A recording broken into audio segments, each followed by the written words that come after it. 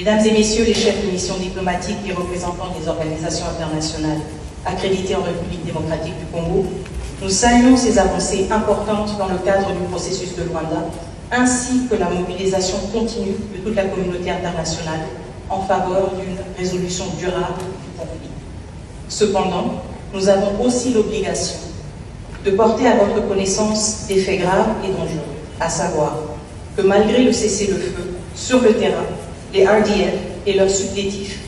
se sont une fois encore illustrés par leur violation de la trêve humanitaire et du cessez-le-feu de Luanda,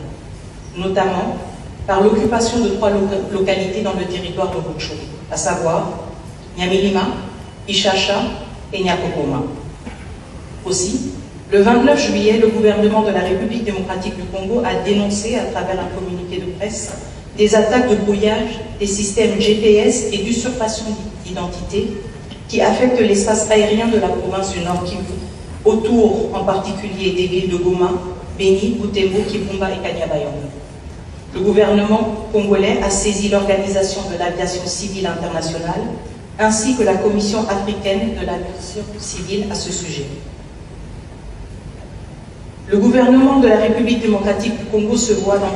dans l'obligation de vous informer, car mieux vaut prévenir des drames qui pourraient subvenir et causer la mort tragique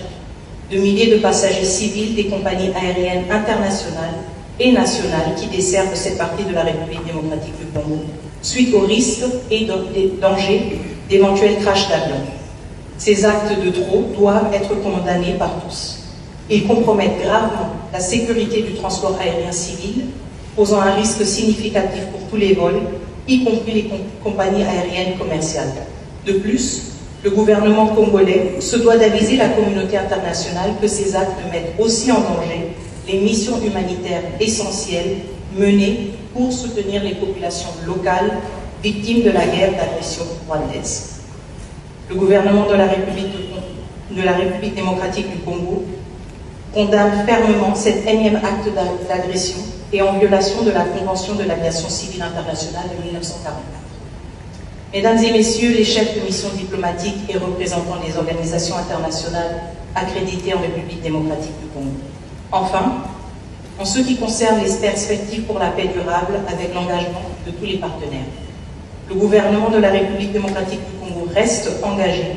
dans la recherche d'une solution durable visant à restaurer l'intégrité territoriale de la République démocratique du Congo, comme le souligne le Conseil de sécurité des Nations Unies à travers sa récente résolution.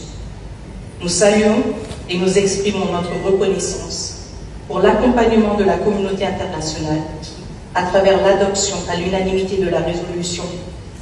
59.3, condamne de façon claire et nette la violation de la souveraineté territoriale de la République démocratique du Congo par le Rwanda. Ainsi, nous appelons à tout le monde à rester vigilant et à utiliser les canaux appropriés pour soutenir le processus de Luanda et faire preuve